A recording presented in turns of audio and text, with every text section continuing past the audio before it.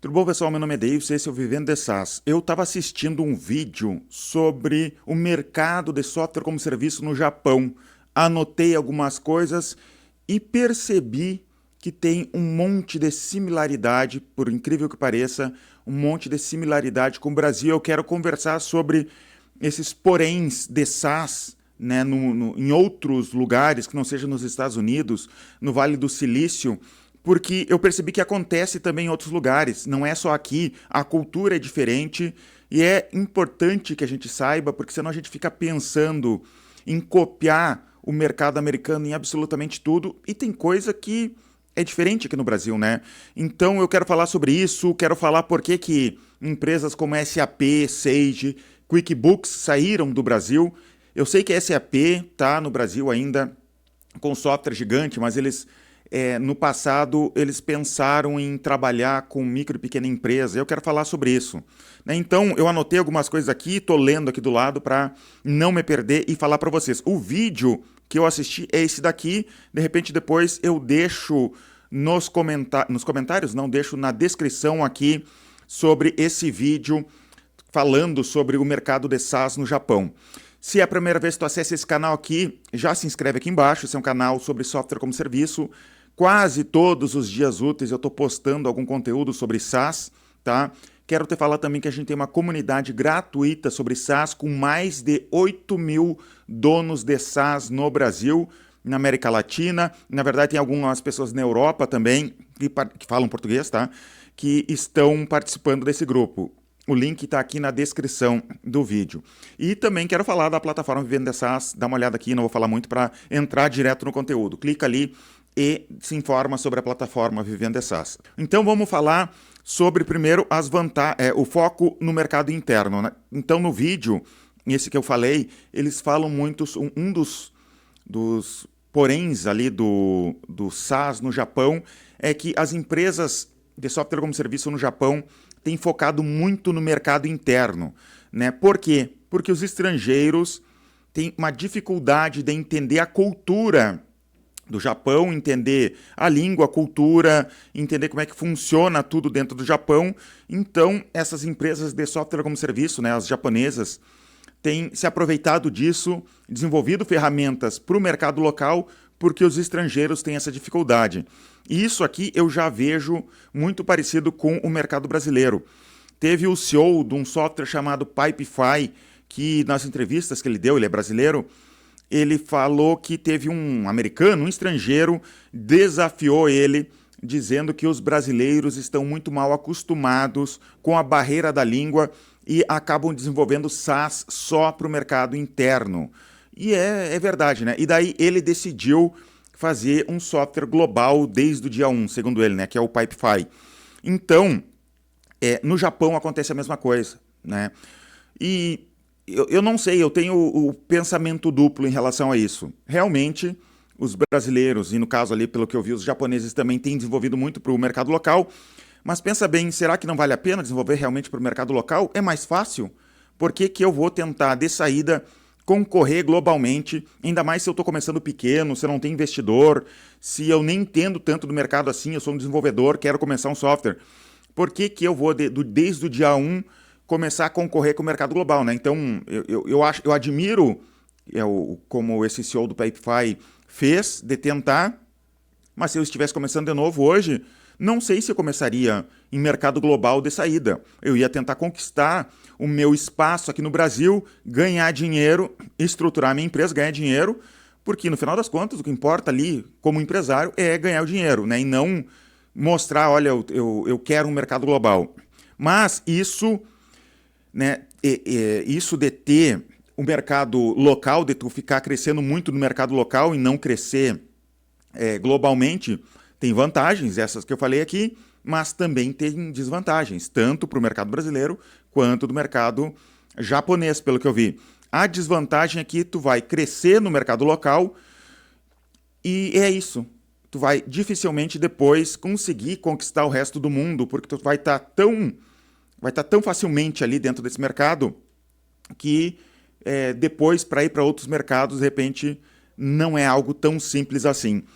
Inclusive, eles falaram que Um problema do Japão é que se tu se tornar número um no mercado japonês, isso não quer dizer nada para o mercado global. A mesma coisa acontece para o mercado brasileiro.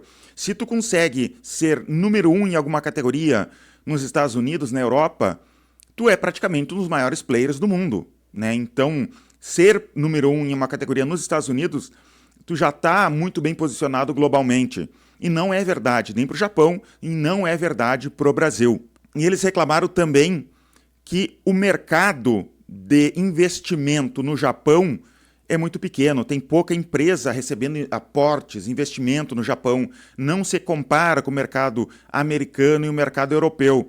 No Brasil a gente pode comparar, é a mesma coisa.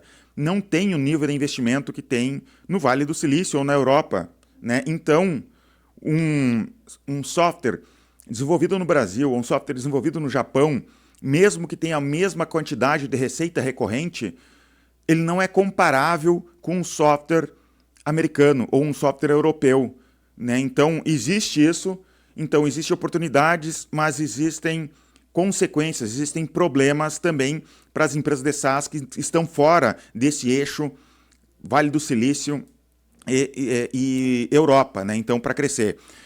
Uma das coisas aqui também que eu quero falar, que seria o medo da entrada de players internacionais. Eu tive isso quando eu comecei com o Ingestor. Tem que entender o mercado quando eu comecei. A gente começou em 2009, então a gente não tinha concorrente, né? Foi o primeiro software, um ERP, para micro e pequena empresa totalmente online, e não tinha concorrente. Na verdade, a gente começou em 2006, mas foi dar atenção mesmo lá em 2009. Não tinha concorrente e eu sabia que o mundo estava indo para aquele lado. Um dos meus grandes medos era justamente vir algum grande player para o mercado brasileiro e dominar o mercado brasileiro. E eu lembro que eu vi a SAP, que é uma empresa gigantesca, eles estavam falando sobre um software deles chamado SAP by Design, se eu não me engano era esse o nome, que seria, o objetivo deles era justamente atacar o mercado que eu estava tentando atacar. E eu vi que eles estavam desenvolvendo, que eles já estavam em alguns países da América Latina, eles estavam preparando o software para entrar no mercado brasileiro naquela época. E era o meu grande medo, né? Primeiro, eu não tinha a experiência que eu tenho hoje e não sabia como é que ia ser o mercado no futuro. Então, saber que um grande player ia entrar no mercado era algo que me preocupava. Mas a SAP não entrou com esse, pelo menos não com esse software, eles nunca entraram. Eles sempre ficaram em empresas maiores. Eles não atacaram micro e pequena empresa, né? Então, eu imagino que eles desistiram por causa das exigências fiscais do Brasil. Imagina a burocracia que é o Brasil, nota fiscal eletrônica, NFCE, nota fiscal de serviço, cada prefeitura do Brasil é um modelo, né? Então, é realmente uma complicação. E o que acabou acontecendo? Um player local acabou crescendo muito, né? Foi o que tomou o mercado realmente e cresceu muito, que foi, na época, o Conta Azul foi o grande player que dominou, ficou em primeiro lugar nesse mercado de software ERP para micro e pequena empresa. Então eles cresceram muito e não foi empresa estrangeira. Depois entrou a Sage, que é uma empresa gigante, tá em vários mercados, eles entraram incomodando o mercado com preço baixo. Eles começaram a dar certificado digital também para quem assinasse a Sage, mas eles não ficaram muito tempo. Pensa que eles entraram, compraram algumas empresas, depois eles desistiram do mercado e foram embora.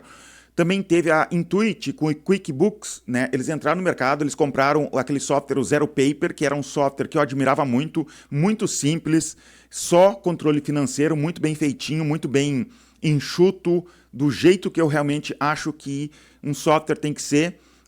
Sempre achei muito legal. E depois entrou a QuickBooks, na verdade a Intuit, que é a dona da QuickBooks, comprou o Zero Paper no Brasil e começou a modificar o Zero Paper e tentar vender o QuickBooks a preços absurdamente baratos, R$ 9,90 por mês. Eles entraram para dominar o mercado mesmo.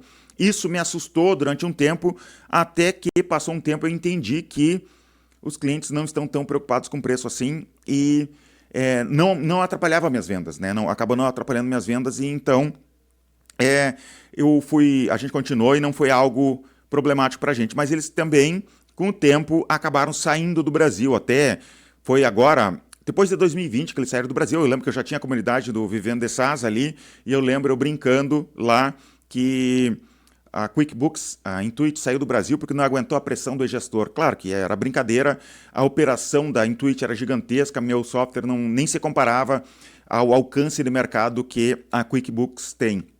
E até o pessoal brincou de volta, né, brincando lá, dizendo que era para eu deixar um pouco de mercado para eles também, alguns concorrentes que eu tenho ali dentro da comunidade, né, brincando comigo. Outra coisa que tem a ver com a comparação entre Japão e Brasil, que seria da cultura diferente. O japonês, segundo esse vídeo que eu assisti, a venda de software como serviço depende muito do vendedor, né, porque lá ele é um país mais conservador. Não sei se vocês já viram notícias sobre o Japão, de como que o Japão está. Pelo que eu vi, eu nunca fui lá no Japão, né? Mas pelo que eu vi, a gente sempre teve aquela ideia de que o Japão sempre era um país futurista, que tinha tecnologia muito avançada. Mas é verdade por um lado, mas é totalmente mentira por outro. Eles teve que ter um ministro lá brigando para acabar com o mercado de disquete, que até pouco tempo atrás acontecia no Japão, né? Eles cobravam muita coisa em disquete, as empresas tinham que usar disquete. E daí esse ministro lá, pelo que eu vi nesse vídeo, fez de tudo para acabar com isso, para as pessoas começarem a usar a internet para mandar documentos e tudo mais. Então, o Japão tem esse problema, né? Tem algumas coisas muito modernas, mas tem outras coisas que nem tanto. Lá no Japão, segundo o que eu vi, fax é uma coisa comum ainda, né? E não conseguiram, não teve política de Estado que conseguiu acabar com o fax, né? Então, existe isso. Então, esse é um mercado muito conservador, e os empresários que compram software lá, eles são conservadores também e não querem comprar qualquer software. Não é bem assim para vender qualquer software. Segundo o que eu vi no vídeo ali, eles têm que ter certeza que o processo interno da empresa não vai mudar muito, porque se mudar muito, eles não querem. Então, o vendedor tem que vender e além de tentar mostrar que o software é bom, ele também tem que mostrar que aquele software não vai mudar tanto a estrutura da empresa, a cultura da empresa, os processos internos da empresa. E no Brasil acontece parecido, menor escala, porque aqui a gente é até muito mais avançado em relação a testar novas tecnologias. O brasileiro gosta muito da ideia de testar tecnologia, né? Tanto que o Brasil é um dos países que mais usa internet no mundo e testa coisas. Por exemplo, o Orkut deu muito certo aqui, Facebook deu muito certo aqui, várias coisas funcionaram aqui, Instagram, WhatsApp. O WhatsApp não é usado nos Estados Unidos, por exemplo, né, tanto quanto é no Brasil, é muito pequeno, porque lá eles usam SMS. Então, o brasileiro gosta de tecnologia, mas ao mesmo tempo o brasileiro gosta de conversar. Não é à toa que o WhatsApp as pessoas gostam tanto de áudio, né? Eles querem ouvir a voz, eles querem ver olho no olho.